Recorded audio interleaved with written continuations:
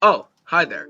While I work on my first film, Waiting Years, which starts rolling April 2nd, I thought I would take a break from watching the films I love like Inside by Bo Burnham and Scream from 1996 and make a video about Titans.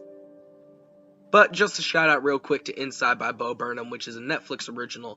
I'm impressed with how well made this movie is. Like, this was shot in the dark ages of COVID, all by himself, and the cinematography and songs and every aspect of the film is beautiful. Please watch Inside on Netflix right now. Watch it now. What are you waiting for? Are you still here? Watch Inside, then come back. I love DC Titans. It's by no means perfect, but it's still a great live action take.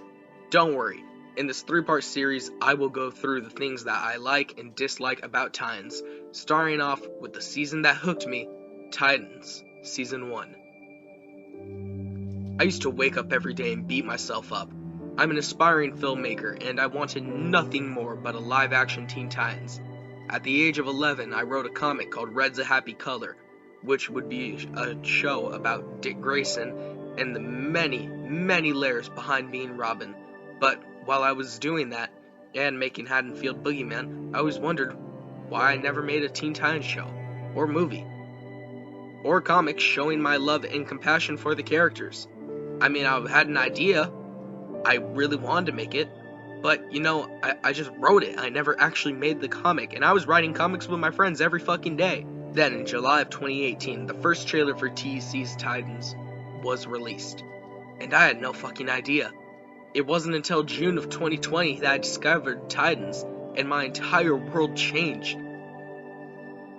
I watched the trailer to, know what I was going into, and why the fuck does it look like a $2 fan film on YouTube? Jeez. What? Batman. Fuck Batman. But after watching the show, it was nothing like the trailer led me to believe. Let me break it down. Characters. Let's start off with Dick the Dick stabbing Grayson. I like the choice to make Dick and Robin violent. The whole story was about a man corrupted by Batman and setting himself off on a journey that will find his way into Nightwing. I really wanted to see that Nightwing progression come naturally. Unfortunately, it didn't. We'll get to that in part 2. And from a storytelling standpoint, this works, or at least it should have worked. Again, get to it in part 2. My only complaint about Dick is that in Season 1, he keeps trying to fight his darkness. And when he finally does banish his darkness, he gets confronted with it again, like in the finale. I love Brenton Thwaites in the role. I think he's the best version of Dick Grayson we have had since the animated series, or the Teen Titans show. Rachel Roth. Raven in the show. She's supposed to be the main character in Season 1. Or at least, I think. I truly do feel like the show was trying too hard to work on the Dick Grayson story, about him fighting his darkness, that they didn't really work too hard on the story that really mattered at heart. Dick and Raven. Wouldn't that make more sense? Have Raven be the main character, have her need Dick's help. Dick has to help this lost girl who's almost as broken and lost as him. They will help each other, but no. Dick just walks away every other episode, fights his darkness, thinks he's done, and battles it again.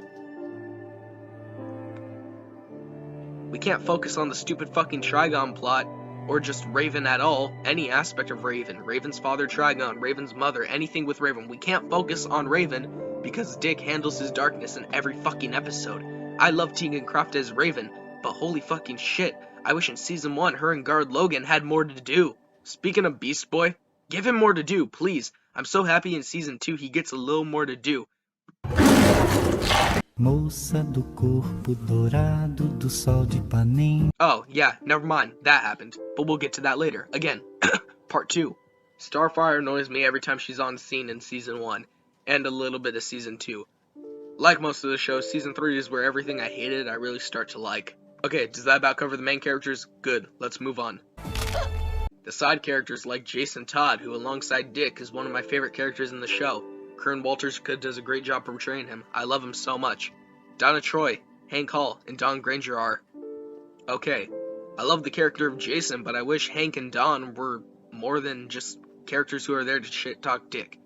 Minka Kelly, who plays Dawn, is in one of my favorite movies, 500 Days of Summer, and her character is better in that movie than she is in this whole show, and she's only there for like 2 minutes. And Donna just kind of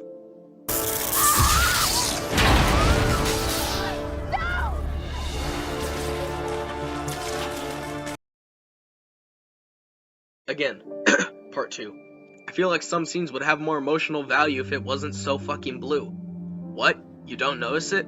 Well, lucky for you, until someone pointed it out, I never noticed it because I was too overcome by joy with the show. But look, blue, blue, blue, fucking blue. They kinda stopped doing the blue in season 3, but it still lingers in the frame, waiting to strike my soul.